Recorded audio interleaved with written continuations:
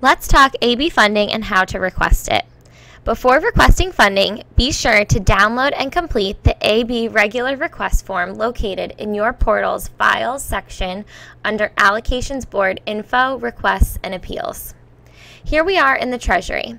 To request AB funding, select Manage Budgets. Use budgets to make requests for AB funding only. Remember, you must request AB funding at least 3 weeks before your desired program date. You need 1 week to process your AB request and at least 2 weeks to process your service and payment requests. Keep in mind there are additional deadlines for events with performers and outside vendors. Create a new budget request by clicking on the green button, New Budget. Begin by using the name of your event and entering it in the budget name field, or use general business for operational expenses.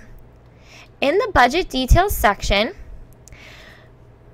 you can use the drop-down menu to select the vendor or service you want funded and write the vendor name in the name field. For example, we'll use the drop-down to select Student Production Services, and in the name field, I'll write SPS. You can use line items to request funding for each service or item.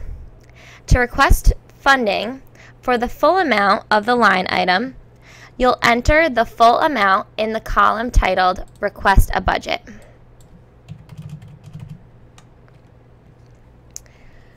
If you would like partial funding for an item, you can type the amount that you'd like AB to fund in the Request a Budget section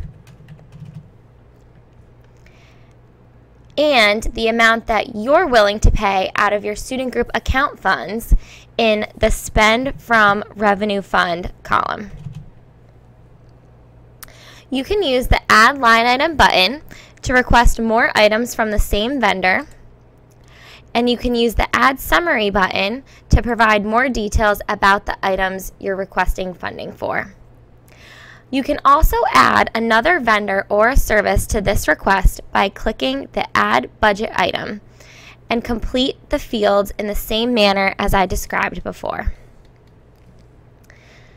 Scroll down, and in the Upload Documents section, you'll want to upload your AB regular request form that you completed before you began this request. You also have the option to add any additional comments that you think might be useful information for the Allocations Board when considering your request, and then you can click Submit.